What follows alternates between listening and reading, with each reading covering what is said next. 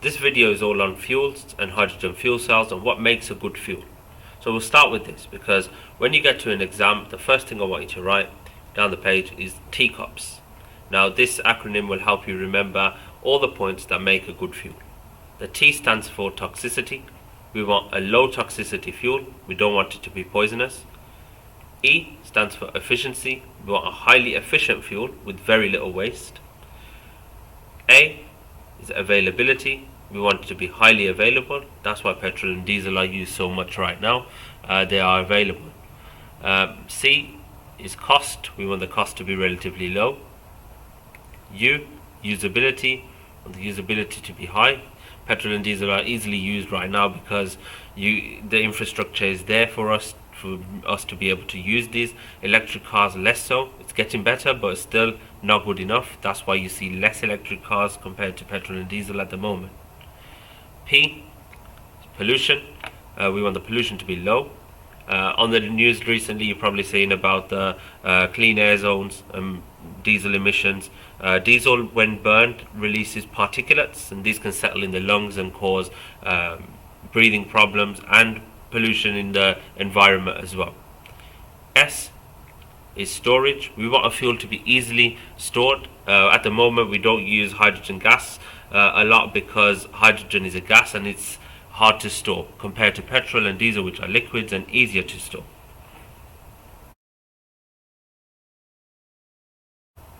This is what a typical hydrogen fuel cell looks like. If you notice, there's no battery or cell symbol on here. What actually happens is electric current is produced, a potential difference is produced by the reaction, by the chemical reaction. So the first thing we need to know here is what are the reactants and products of this equation as a whole. So what you're usually asked is to give this for 2-mark answer. Okay, so what you need to remember is hydrogen gas is going in and it's reacting with oxygen gas to produce water. Okay, we need to balance this equation to get the marks in the exam. So if we've got 2 hydrogens here, 2 hydrogens there, that's fine. Move on to the next element. 2 oxygens here, only 1 oxygen here. So we need to put a 2 here to balance out the number of oxygens. Well, now we have 4 hydrogens here. So we need 4 hydrogens on this side. 2 times 2 is 4. So that equation is now balanced. Add the state symbols in.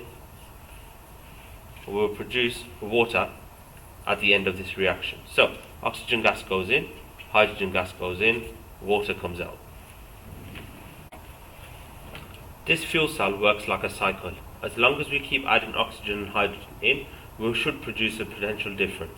As soon as one of those is lacking, we will stop producing a potential difference. So we need to know what's happening at the electrons. Okay? So with oxygen, we have this reaction happening. O2 plus 2H2O plus 4E minus. Remember, E minus is electrons. These are produced in the circuit based on the potential difference. And these would lead to 4OH minus. Now we follow this cycle around. These hydroxide ions that are formed will go through the electrolyte to the other electrode where they will react with the hydrogen. So at this electrode we will have H2 plus 2OH minus arrow 2H2O plus 2E minus. But because we need to balance the equation out, we shouldn't write it like this.